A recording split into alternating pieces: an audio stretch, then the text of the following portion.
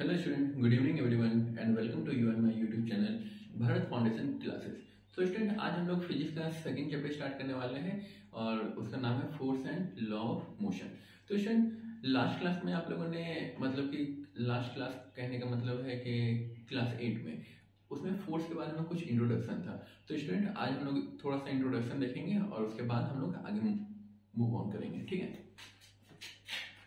Student, chapter का नाम आप लोग बुक के अकॉर्डिंग लिखिएगा। यहाँ पे फिजिक्स का सेकेंड चैप्टर स्टार्ट कर रहे हैं, इसलिए यहाँ पे लिखे चैप्टर 2।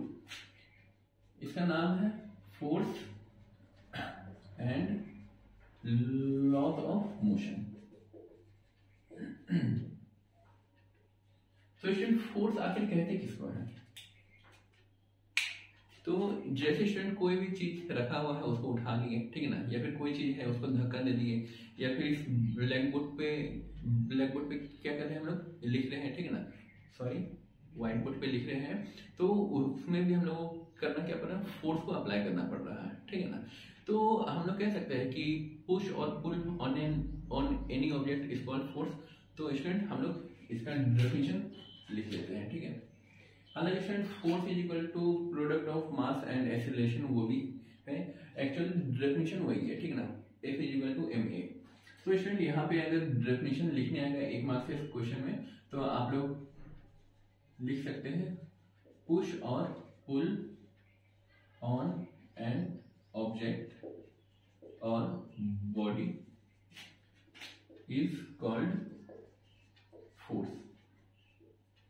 अब स्टूडेंट, आप लोगों ने ये डेफिनेशन क्लास 8 में भी देखा था, और क्लास 8 में एक और चीज था इफेक्ट ऑफ फोर्स। तो स्टूडेंट, फोर्स का क्या क्या इफेक्ट हो सकता है? जैसे कोई ऑब्जेक्ट यहाँ पे रखा हुआ है, ठीक है ना, जस्ट फॉर एग्जांपल कि ये कोई फील्ड है और यहाँ पे फुटबॉल रखा हुआ है, ठीक है ना। आप लोग इसको कर क्या सकते हैं, एक किक मारिएगा और ये मूव करने लगेगा।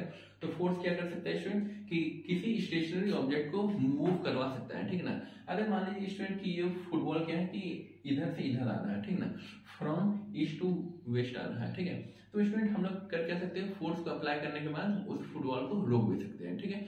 तो पहला हो गया कि फोर्स अप्लाई करने के बाद हम लोग कोई भी स्टेशनरी ऑब्जेक्ट को मूव करवा सकते हैं। दूसरा, किसी भी मूवेबल ऑब्जेक्ट को हम लोग स्टेशनरी पोजीशन पे लेते आ सकते हैं। तीसरा, हम लोग कर सकते हैं कि इसका शेप को भी चेंज कर सकते हैं, ठीक है ना।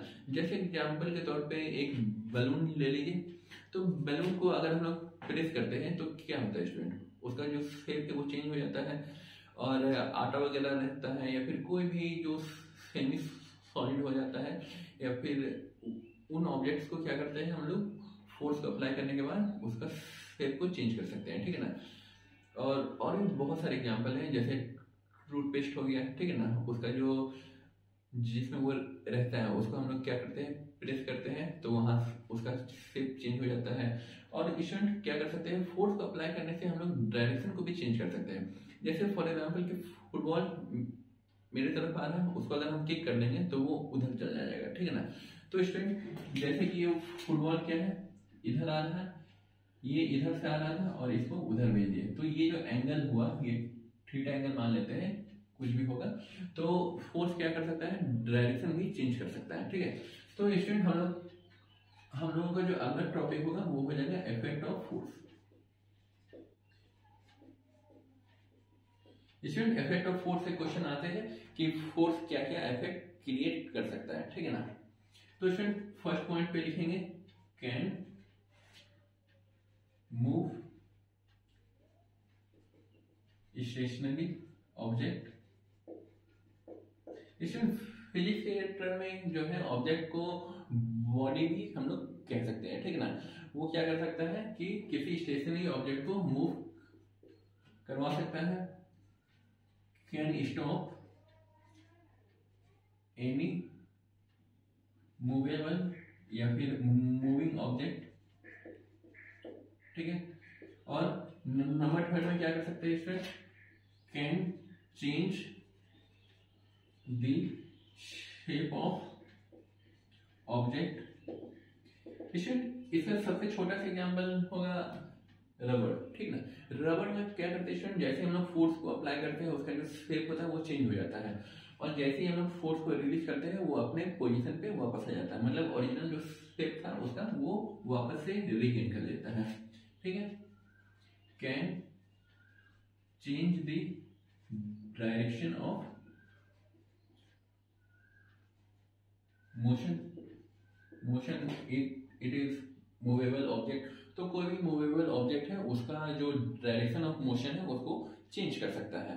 स्टूडेंट इसे हम लोग और भी कह सकते हैं कि अगर कोई फुटबॉल है वो इसी डायरेक्शन में मूव कर रहा है, ठीक है ना, अगर हम लोग इसमें और फोर्स लगा देंगे तो उसका जो स्पीड है वो क्या हो जाएगा स्टूडेंट, स्पीड इंक्रीज हो जाएगा। ठीक है, तो यहाँ पे स्टूडेंट्स लिखेंगे कैन इंक्रीज और डिक्रीज। अगर अपोजिंग फोर्स, हाँ, तो स्टूडेंट यहाँ पे क्या है कि एक फुटबॉल है, ठीक है ना, फुटबॉल क्या है कि मूव कर रहा है, ठीक है, फुटबॉल मान लीजिए इधर मूव कर रहा है, तो स्टूडेंट ऐसा तो नहीं होता है कि फुटबॉल हमेशा के लिए मूव करते ही रहता है, वो थोड़े समय के आने के बाद पता रुक जाता है। इवन कि अगर कोई यहाँ पे आदमी नहीं भी है तो भी वो फुटबॉल रुक जाता है। क्यों? क्योंकि स्टूडेंट ग्राउंड कर क्या रहा है कि इस पे एक अपोजिंग फोर्स लगा रहा है जिसको हम लोग कहते हैं फ्रिक्शन। ठीक है ना, तो ये फ्रिक्शनल फोर्स जो है वो अपोजिट डायरेक्शन में काम करता है और जो मूविंग ऑब्जेक्ट है उसका जो एक्सेलरेशन होता है, उसका जो स्पीड होता है उसको धीरे धीरे रिड्यूस करता है और एक समय ऐसा आता है कि वो थोड़े दूर जाने के बाद रुक जाता है। ठीक है, तो कैन इंक्रीज और decrease the speed of moving body. Increase होगा जब मूविंग बॉडी के डायरेक्शन में हम लोग फोर्स लगाएंगे और डिक्रीज होगा जब हम लोग मूविंग बॉडी के अपोजिट डायरेक्शन में अगर हम लोग फोर्स लगाएंगे तो। ठीक है स्टूडेंट, आप लोग यहाँ तक इसको नोट डाउन कर लीजिए। इसके बाद हम लोग पढ़ेंगे थोड़ा सा और एक रिवीजन पॉइंट ऑफ व्यू से हम लोग देखेंगे बैलेंस्ड फोर्स और अनबैलेंस्ड फोर्स जो क्लास 8 में हम लोग देख चुके थे। उसके बाद हम लोग क्या है कि जो प्रॉपर कॉन्टेक्स्ट में आएंगे। ठीक है स्टूडेंट, आप लोग इसको नोट कर लीजिए।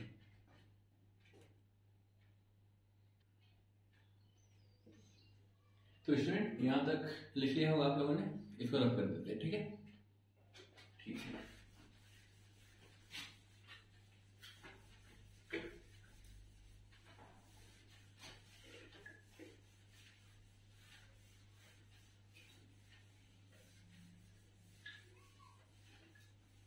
स्टूडेंट अब जो स्टार्ट करने वाले हैं वो है बैलेंस्ड फोर्स और अनबैलेंस्ड फोर्स। स्टूडेंट फोर्स कई तरह के हो सकते हैं, ठीक है ना। ब्रॉडली अगर देखा जाए तो एक कांटेक्ट फोर्स होंगे और दूसरा नॉन कांटेक्ट फोर्स होंगे। कांटेक्ट फोर्स में क्या होता है आप लोगों ने पहले भी पढ़ रखा है, जिसमें दो बॉडी क्या होंगे कांटेक्ट में रहेंगे, ठीक है ना। जैसे मस्कुलर फोर्स हो जाएगा, कांटेक्ट फोर्स हो जाएगा, फोर्स ऑफ फ्रिक्शन हो जाएगा। जैसे दो बॉडी एक दूसरे के ऊपर स्लाइड कर रहे हैं, मूव कर रहे हैं, तो वहां पे क्या होगा कांटेक्ट में है, तो वहां पे कांटेक्ट फोर्स होगा। जैसे नॉन कांटेक्ट फोर्स अगर देखा जाए तो हम लोग कह सकते हैं इलेक्ट्रिक फील्ड हो जाएगा, मैग्नेटिक फील्ड हो जाएगा, ग्रेविटेशनल फील्ड हो जाएगा, ठीक है ना। सॉरी, ग्रेविटेशनल फील्ड नहीं, ग्रेविटेशनल फोर्स। ठीक है, तो इसमें स्टूडेंट क्या होता है कि हम लोग ब्रॉडली दो टाइप के फोर्स को डिफाइन करते हैं। आइए स्टूडेंट हम लोग अब टॉपिक की तरफ बढ़ते हैं जो आपके बुक में है, ठीक है ना। तो पहला है बैलेंस्ड फोर्स।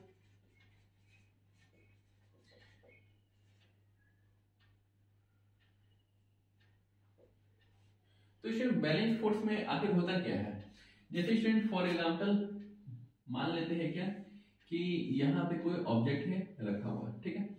इस ऑब्जेक्ट का मास है m, ठीक है। तो स्टूडेंट ये जो रखा हुआ है तो यहाँ पे भी फोर्स काम कर रहा है, ठीक है ना। अगर आपके सामने क्या है कोई कॉपी किताब टेबल पे रखा हुआ है तो वहां पे भी फोर्स काम कर रहा है। तो स्टूडेंट एक तो फोर्स होगा इसके मास की वजह से, और स्टूडेंट मास की वजह से जो फोर्स होगा वो नीचे की तरफ लगेगा, ठीक है। और नीचे से क्या करेगा, एक रिएक्शन फोर्स काम करेगा और जो वो अपवर्ड डायरेक्शन में है, और इसी वजह से क्या है वो बुक टेबल के ऊपर रखा हुआ है या फिर हम लोग जमीन के ऊपर चल पा रहे हैं, ठीक है। तो स्टूडेंट नीचे की तरफ जो लगता है उसको बोलेंगे हम लोग mg, ठीक है ना। और वेट जो होता है स्टूडेंट यही है, ठीक है ना। स्टूडेंट हम लोग जो बोल देते हैं ना कि वेट और मास, ठीक है ना, तो वेट और मास दोनों अलग अलग चीज है, ठीक है ना।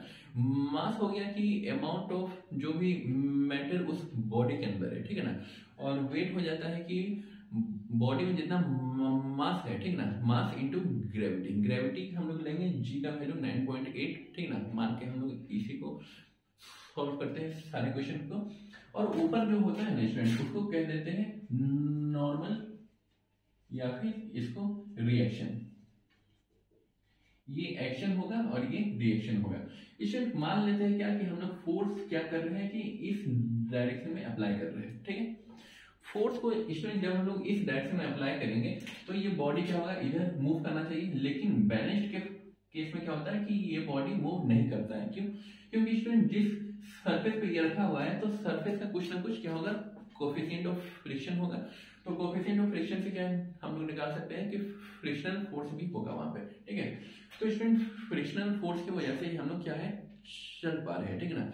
अगर फ्रिक्शनल फोर्स जैसे एग्जांपल के तौर पे हम लोगों का रोड का जो फ्रिक्शनल फोर्स है, जो कोफिशिएंट ऑफ फ्रिक्शन है, वो थोड़ा सा ज्यादा है। जैसे फॉर एग्जांपल दूसरा ले लेते हैं हम लोग मार्बल, ठीक है ना। मार्बल का जो कोफिशिएंट है वो कम है। उसी तरह ले लेते हैं हम लोग ग्लास का, ठीक ना, ग्लास का और भी कम है। तो इसमें जितना ज्यादा रहेगा कोफिशिएंट ऑफ फ्रिक्शन तो उतना ज्यादा क्या होगा, उसमें मुश्किल होगा चलना, ठीक है ना। जैसे ग्लास में हो गया तो वहां पे कोफिशिएंट ऑफ फ्रिक्शन जो होता है वो बहुत कम होता है, तो ग्लास के सरफेस में हम लोग चल भी नहीं पाते हैं, ठीक है ना। तो स्टूडेंट, और जिस सरफेस का फ्रिक्शनल जो कोफिशिएंट ऑफ फ्रिक्शन अगर 0 होगा तो उस सरफेस में हम लोग खड़े भी नहीं हो पाएंगे, ठीक है। स्टूडेंट, बैलेंस फोर्स हम लोग जान रहे हैं क्या कि जो रिजल्टेंट जो फोर्स होता है वो जो नेट फोर्स होता है वो 0 होता है। 0 होता है का मतलब है कि ये ऑब्जेक्ट यहीं का यहीं रहेगा, ये मूव नहीं करेगा। और मूव नहीं कराने के लिए तो एक हो गया कि ये जो फोर्स है वो इसको बैलेंस कर दिया। ये वाला जो फोर्स है इसको भी तो कोई ना कोई बैलेंस करेगा। ये अगर इधर की तरफ मूव फोर्स अप्लाई कर रहा है तो कोई ना कोई तो इधर की तरफ भी फोर्स अप्लाई करेगा। और स्टूडेंट, उसको हम लोग कह देंगे ये वाला फोर्स, ठीक है ना। इसको कहते हैं फ्रिक्शनल फोर्स। और ये फ्रिक्शनल फोर्स जो है स्टूडेंट वो इस डायरेक्शन में काम करेगा, ठीक है। इसको हम लोग लिख लेते हैं फ्रिक्शनल फोर्स, ठीक है। तो यहाँ पे एक ऑब्जेक्ट जो हम लोग उसको फोर्स लगा रहे हैं तो उसमें 4 फोर्स काम कर रहे हैं, ठीक ना, इन बैलेंस फोर्स। अगर वो अनबैलेंस्ड भी है तो उस कंडीशन में भी 4 फोर्स हम लोग यूज कर रहे हैं, ठीक है। एक हो जाएगा वेट जो ग्रेविटेशनल है, और जो दूसरा है नॉर्मल रिएक्शन फोर्स है, और तीसरा हो जाएगा जो अप्लाइड फोर्स है। ये स्टूडेंट इसको हम लोग कह देते हैं एक्सटर्नल, ठीक है ना, एफ एक्सटर्नल। क्यों? क्योंकि हम लोग बाहर से इस पे फोर्स लगा रहे हैं, ठीक है ना। और ये हो जाएगा फ्रिक्शनल फोर्स जो कांटेक्ट फोर्स में आ जाएगा, ठीक है। तो स्टूडेंट आइए हम लोग इसको लिखते हैं। तो स्टूडेंट इस कंडीशन में क्या हो रहा है कि ऑब्जेक्ट मूव नहीं कर रहा। तो स्टूडेंट हम लोग सबसे पहले लिखते हैं कि बैलेंस फोर्स आगे कहें किसको कि जो रिजल्टेंट जितने भी फोर्स का होगा वो 0 होना चाहिए। कि इफ द रिजल्टेंट, स्टूडेंट ये आर है, ठीक है ना, if the resultant of all the forces are 0 then it is called balanced force, ठीक है। ये पहला पॉइंट हो गया। दूसरा पॉइंट हम लोग लिख सकते हैं स्टूडेंट कि बैलेंस फोर्स में क्या होगा कि ये अपना पोजीशन को चेंज नहीं करेगा, ठीक है ना। इसमें पोजीशन को चेंज नहीं करने का मतलब है कि अगर ये रेस्ट में तो रेस्ट में ही रहेगा। अगर ये किसी पर्टिकुलर फील्ड स्पीड से मूव कर रहा है, ठीक है ना, तो फील्ड स्पीड से मूव करते ही रहेगा, मतलब कि वो अपना स्टेट को चेंज नहीं करेगा, ठीक है। तो स्टूडेंट हम लोग स्टेट को ना लिख करके हम लोग सिंपली लिखेंगे कि वो रेस्ट में ही रहेगा। All force 0, so the object doesn't move and appears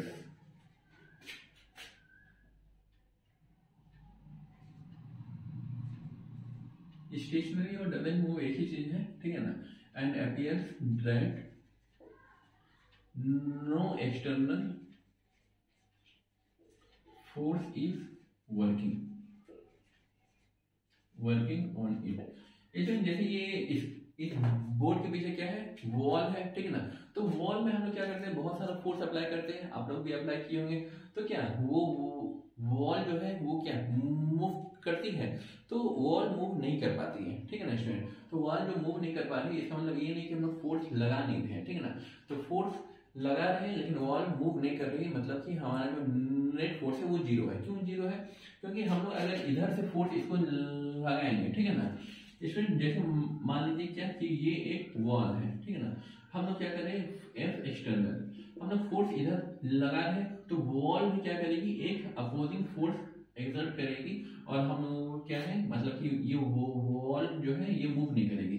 तो यूनिवर्स में जितने भी ऑब्जेक्ट है स्टूडेंट, वो उसका टेंडेंसी होता है कि वो अपना अपना जो स्टेट ऑफ पोजीशन है अपना, उसको चेंज नहीं होने दे, ठीक है ना। यही है हमारा फर्स्ट लॉ ऑफ मोशन, जो हम लोग थोड़ी देर में देखेंगे। स्टूडेंट इसको रब कर रहे हैं, ठीक है ना, ये काम की चीज नहीं था, मतलब समझाने के लिए था। और स्टूडेंट इसके बाद हम लोग आ जाते हैं अनबैलेंस्ड फोर्स। तो अनबैलेंस्ड फोर्स वाला केस क्या है स्टूडेंट, जस्ट इसका उल्टा हो जाएगा, ठीक है।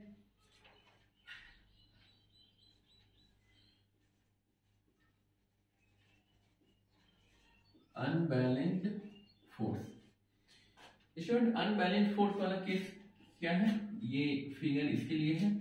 तो मान लेते हैं क्या कि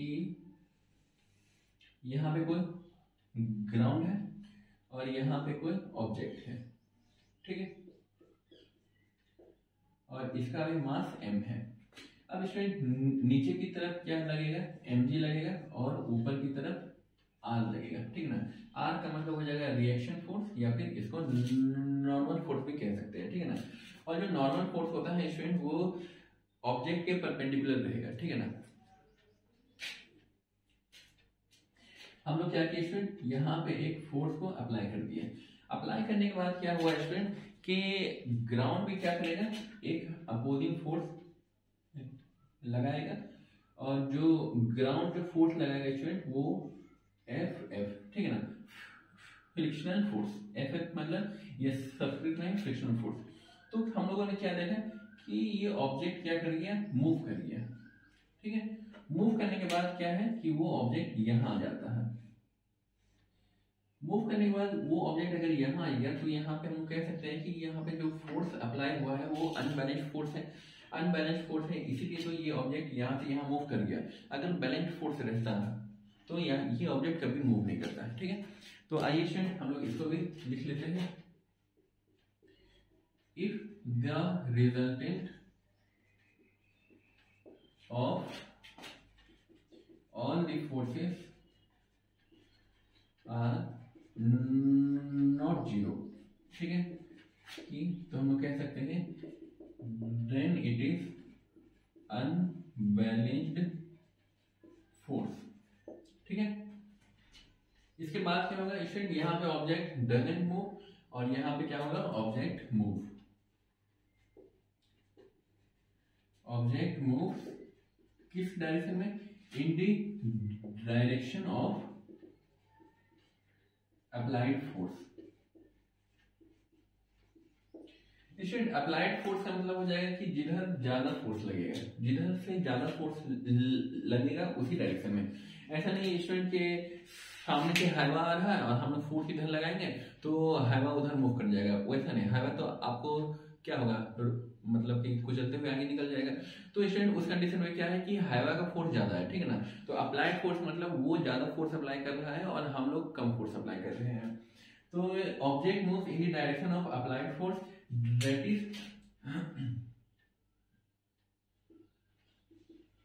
in the direction of greater force। तो जिधर ज्यादा फोर्स रहेगा स्टूडेंट तो उसी डायरेक्शन में वो मूव करेगा, ठीक है। और स्टूडेंट हम लोग क्या कह सकते हैं इसके बारे में कि किसी भी ऑब्जेक्ट को मूव कराने के लिए क्या है, हम लोगों को एक्सटर्नल फोर्स लगाना पड़ता है, और वो एक्सटर्नल फोर्स क्या होना चाहिए, फ्रिक्शनल फोर्स से ज्यादा होना चाहिए, ठीक है ना। जो फ्रिक्शनल फोर्स है ना स्टूडेंट, इसको हम लोग क्या कहते हैं, यहाँ पे एक लाइन लिख लीजिएगा कि frictional force is a kind of resistive force, ठीक है ना। रेजिस्टिव फोर्स का मतलब हो जाएगा कि अपोजिंग फोर्स, कि मूवमेंट को जो है वो अपोज कर रहा है, वो मूवमेंट को होने नहीं दे रहा है, ठीक है। तो स्टूडेंट यहाँ पे एक स्पेशल पॉइंट बना के लिख दीजिएगा, in order to move a stationary object we have to apply the force which must be greater than that of opposing or resistive force, ठीक है, मतलब फ्रिक्शनल फोर्स। तो फ्रिक्शनल फोर्स से ज्यादा का फोर्स अगर हम लोग लगाएंगे तो ही वो ऑब्जेक्ट क्या करेगा, मूव करेगा, और नहीं तो वो मूव नहीं करेगा, ठीक है। तो स्टूडेंट आप लोग यहाँ तक इसको नोट कर लीजिए। अब हम लोग चैप्टर में एंट्री लेने वाले हैं, मतलब कि न्यूटन का फर्स्ट लॉ। अभी तो 21 मिनट ही हुआ है, हम लोग न्यूटन का पहला लॉ देखते हैं कितना देर में कंप्लीट होता है। स्टूडेंट आप लोग इसको जल्दी से नोट कर लीजिए।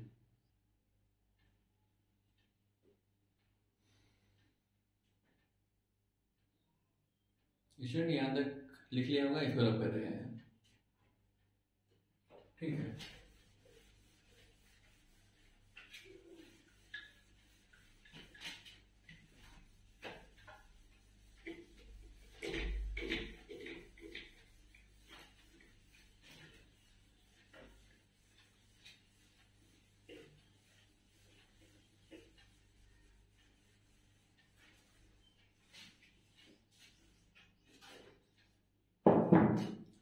स्टूडेंट स्टार्ट करते हैं हम लोग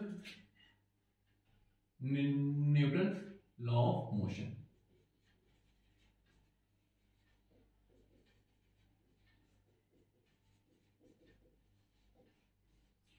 स्टूडेंट कोई भी ऑब्जेक्ट जो मूव कर रहा है या फिर तो उसमें क्या कहेंगे, जैसे लॉ ऑफ मोशन, तो कोई भी ऑब्जेक्ट अगर मूव कर रहा है तो उसमें कुछ ना कुछ लॉ जरूर होगा, ठीक है ना। तो उस लॉ को कौन दिया था, न्यूटन जो थे वो वही इसको प्रपोज किए थे। प्रपोज करने का मतलब ये है कि वो उसके ऊपर थ्योरी लिखे थे विथ एक्सप्लेनेशन एंड प्रूफ। तो स्टूडेंट इसके पहले जो आए थे, एक का नाम था गैलीलियो गैलीली, ठीक है ना। तो गैलीलियो ने भी क्या है कि यही बात कहा था, लेकिन उसको बहुत अच्छे से एक्सप्लेन नहीं कर पाया था। उसने ये कहा था कि अगर कोई ऑब्जेक्ट मूव कर रहा है तो वो कंटिन्यूअसली कांस्टेंट स्पीड पे मूव करता ही रहेगा जब तक कि उसको कोई एक्सटर्नल फोर्स हम लोग अप्लाई ना करें। मतलब कि एक्सटर्नल फोर्स अप्लाई करेंगे तो उसका जो मोशन है वो क्या हो सकता है, इफेक्ट हो सकता है। एक्सटर्नल फोर्स अगर हम लोग हटा देते हैं, कोई ऑब्जेक्ट मूव कर रहा है तो वो कंटिन्यूअसली मूव करता ही रहेगा। तो गैलीलियो ने क्या किया था, एक एक्सपेरिमेंट को कंडक्ट करवाया था। तो एक्सपेरिमेंट था क्या कि कुछ इस टाइप का था स्टूडेंट,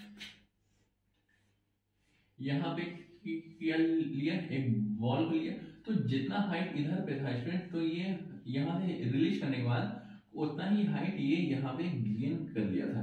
यहाँ से छोड़ते तो यहाँ जाता, यहाँ से छोड़ते तो यहाँ जाता, ठीक है ना।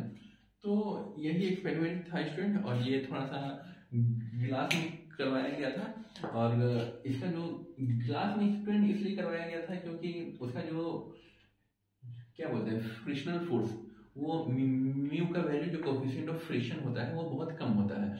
और बहुत कम होता है तो हाँ, जितना ज़्यादा मतलब कि जितना कम हमारा क्या होगा रेजिस्टिंग फोर्स होगा, उतना ज़्यादा अच्छा हमारा एक्सपेरिमेंट होगा, ठीक है। तो एक्सपेरिमेंट हम लोग क्या है कि कोई एक पर्टिकुलर पहले तो स्टडी करते हैं कि किस पे होगा, ठीक है ना। उसके बाद हम लोग उस पर प्रैक्टिकली हम लोग अप्लाई करते हैं, ठीक है। तो स्टूडेंट न्यूटन का जो पहला लॉ ऑफ मोशन है वो क्या कहता है कि अगर कोई ऑब्जेक्ट मूव कर रहा है तो वो कंटिन्यूअसली मूव करता ही रहेगा, ठीक है ना। और जो ऑब्जेक्ट रेस्ट में है वो हमेशा रेस्ट करता ही रहेगा। मतलब हम लोग अगर अपने डेली लाइफ से अगर जोड़ के देखें तो क्या है कि ऑब्जेक्ट जितना भी है दुनिया में वो सब क्या है, आलस से भरा हुआ है, ठीक है ना। उसको जब तक हम लोग एक्सटर्नल फोर्स नहीं लगाएंगे, वो अगर एक जगह बैठा हुआ है तो बैठा हुआ ही रहेगा, ठीक है ना। वो कभी हिलेगा ही नहीं, ठीक है ना। तो जैसे हम लोग ये वही करते हैं, ठीक है। जैसे पेरेंट्स घर में जब तक नहीं बोलते तब तक हम लोग क्या है अपने बेड पे पड़े हुए रहते हैं। कोई काम नहीं करता है, ठीक है ना। तो उसी तरह क्या है, यहाँ पे भी ऑब्जेक्ट का केस है। तो कोई भी ऑब्जेक्ट अगर रखा हुआ है किसी स्टेशनरी पोजीशन पे, रेस्ट पोजीशन पे, तो वो कंटिन्यूअसली रेस्ट में ही रहेगा। अगर कोई ऑब्जेक्ट कंटिन्यूअसली मूव कर सॉरी अगर कोई ऑब्जेक्ट मूव कर रहा है तो वो कंटिन्यूअसली मूव करता ही रहेगा, जब तक कि हम लोग उसको एक्सटर्नल फोर्स से अप्लाई ना करके उसको रोक दें, ठीक है। तो स्टूडेंट, तो यहाँ पे क्या होगा, फर्स्ट लॉ। तो फर्स्ट लॉ क्या कहता है कि फर्स्ट लॉ ये कहता है कि a body at rest continuously be at rest, ठीक है।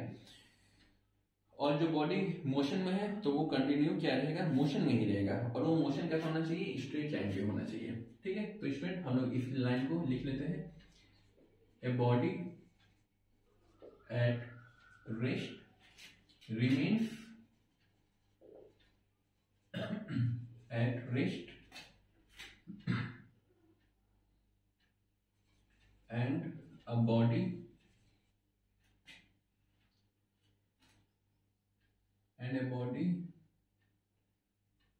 which is moving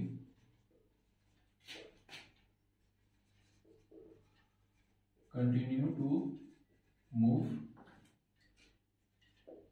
in a straight line unless an external force is applied on it। तो स्टूडेंट, जब तक हम लोग एक्सटर्नल फोर्स अप्लाई नहीं करते उस बॉडी के ऊपर, तब तक वो बॉडी क्या है, रेस्ट पे है तो रेस्ट पे ही रहेगा, मूव कर रहा है तो मूव करता ही रहेगा, ठीक है ना। तो स्टूडेंट, इस प्रॉपर्टी को क्या कहते हैं, एक वर्ड है स्टूडेंट इनर्शिया, ठीक है ना। इनर्शिया क्या है स्टूडेंट, ये जो लाइन लिखी है ना, इसी को कहते हैं इनर्शिया। तो फर्स्ट लॉ ऑफ मोशन को हम लोग इनर्शिया भी कह सकते हैं, ठीक है ना। तो इनर्शिया क्या है, inertia is the property of object by virtue of which a body resists its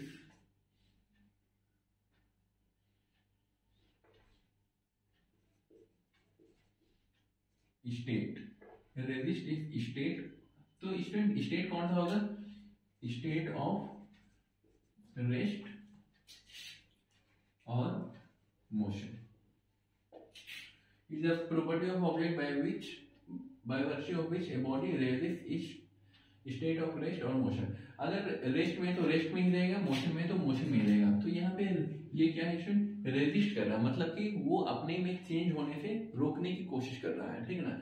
तो इसी को कहते हैं हम लोग इनर्शिया, ठीक है ना। हर बॉडी का प्रॉपर्टी है इनर्शिया, ठीक है ना।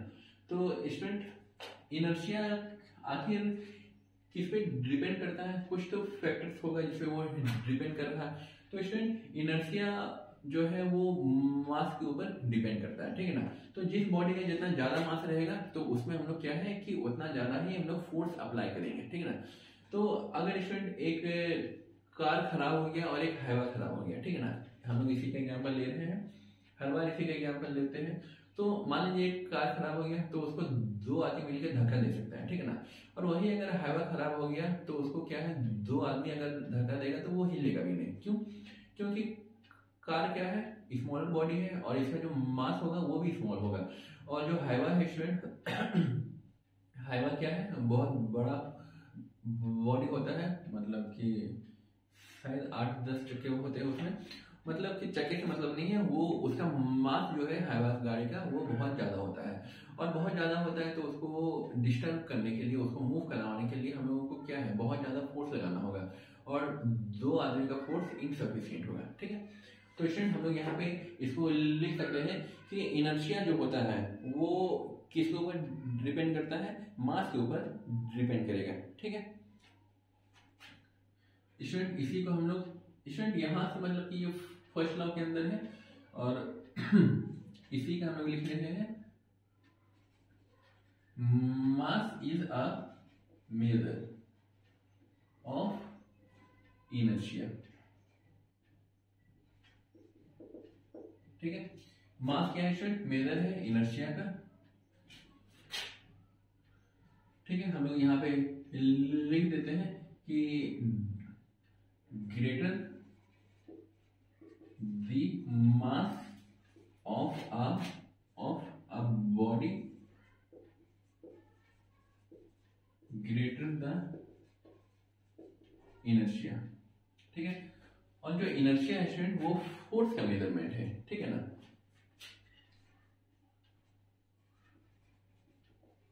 Inertia is a measure of force. तो स्टूडेंट मेजर ऑफ फोर्स और मेजर जहां पे लगा रहेगा तो वो क्या है कि अगर जब तक हम लोग इनवर्सली यूज ना करें तो समझ जाना है कि वो डायरेक्टली प्रोपोर्शनल होगा। तो मास ज्यादा है तो इनर्शिया ज्यादा होगा, इनर्शिया ज्यादा है तो फोर्स ज्यादा होगा। ठीक है, तो यहाँ पे स्टूडेंट हम लोग लिख सकते हैं कि greater the inertia greater the force required to visual तो है स्टूडेंट। हाँ, तो यहाँ पे greater the force required to change the state of body. Student state का मतलब यहाँ पे रेस्ट और मोशन ही है। ठीक है ना, अगर कोई ऑब्जेक्ट रेस्ट में है जैसे वही कार और हवा वाला, तो स्टूडेंट यहाँ पे एक एग्जांपल के तौर पे आप लोग इसको लिख लीजिए, दैट इज मास में क्या हो जाएगा स्टूडेंट, कार का मास कम है एज कंपेयर टू हवा। स्टूडेंट मेरी स्पेलिंग रॉन्ग हो आप लोग समझ जाइएगा। ठीक है ना, ये कार है और ये हवा है। तो स्टूडेंट इनर्शिया किस में होगा, कार में कम होगा और हवा में ज्यादा होगा। ठीक है ना, ये बॉडी ए मान लेते हैं और ये बॉडी बी मान लेते हैं। हेंस जो फोर्स होगा, फोर्स रिक्वायर्ड वो क्या होगा student, force on body B is greater than force on body A. ठीक है, तो फोर्स जो रिक्वायरमेंट होगा फोर्स का उसके स्टेट को, उसके बॉडी की स्टेट को चेंज करने का, वो कुछ इस टाइप का होगा। ठीक है स्टूडेंट, आप लोग इसको नोट कर लीजिए। और स्टूडेंट इसके बारे में और क्या हम लोग लिख सकते हैं और कुछ पॉइंट, जैसे हल्का बॉडी होगा तो, और हाँ स्टूडेंट इनर्शिया जो है ये सबसे पहले क्या है कि गैलीलियो ने कहा था, तो फर्स्ट लॉ ऑफ मोशन को हम लोग गैलीलियो लॉ ऑफ इनर्शिया भी कह सकते हैं। ठीक है, Newton first law of motion is also known as Galileo's law of inertia। तो student Galileo law of inertia भी हम लोग इसको कह सकते हैं। और स्टूडेंट इसके बारे में और कुछ जानकारी, ये स्केलर क्वांटिटी है या वेक्टर क्वांटिटी है। ये क्या है, वेक्टर क्वांटिटी है। जैसा कि हम लोगों ने देखा कि फोर्स अगर इस डायरेक्शन में लगाएंगे, ठीक है ना, अगर ये मान लीजिए क्या है, कोई ऑब्जेक्ट है, ठीक है, अगर हम लोग फोर्स इधर लगाए हैं तो वो फोर्स के डायरेक्शन में मूव कर रहा है, तो मतलब कि अप्लाइड फोर्स के डायरेक्शन में मूव कर रहा है, और यहाँ पे डायरेक्शन क्या है, स्पेसिफिक है। ठीक है ना, तो डायरेक्शन स्पेसिफिक जो क्वांटिटी रहता है उसको हम लोग कहते हैं वेक्टर क्वांटिटी। तो हमारा जो फोर्स होगा स्टूडेंट वो क्या होगा, हमारा एक तरह का हम लोग कह सकते हैं कि वेक्टर क्वांटिटी है। तो force is a vector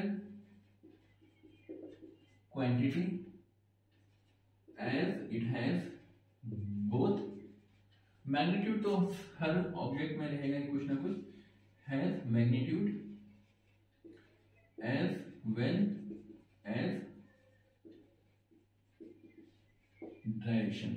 student first law of motion से हम लोगों को क्या मिल रहा है स्टूडेंट, हम लोगों को अल्टीमेटली क्या मिल रहा है, फोर्स मिल रहा है। मतलब कि फोर्स का यहाँ पे फॉर्मूला नहीं मिल रहा, फोर्स का हम लोगों को डेफिनेशन मिल रहा है। ठीक है ना, तो स्टूडेंट हम लोग कह सकते हैं कि first law of motion give us the definition of force. ठीक है स्टूडेंट, तो पहला लॉ ऑफ मोशन से हम लोग को क्या मिल रहा है, फोर्स का डेफिनेशन मिल रहा है। तो स्टूडेंट आप लोग यहाँ तक इसको नोट कर लीजिए और इसके बाद हम लोग अगले लेक्चर में इसके आगे देखेंगे, ठीक है ना, सेकेंड लॉ और थर्ड लॉ, और उसके बाद हमारा ये चैप्टर कंप्लीट हो जाएगा। स्टूडेंट आप लोग इसको नोट कर लीजिए, 5 सेकेंड है आपके पास।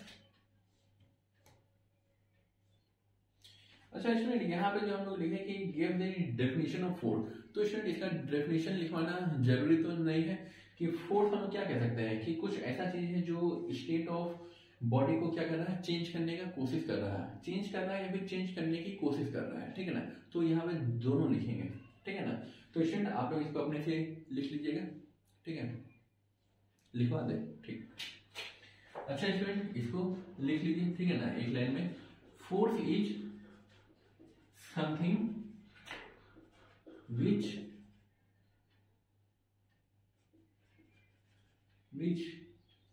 tends to or try to change the state of body की स्टेट को क्या करेगा, चेंज करने का कोशिश करेगा, ठीक है ना।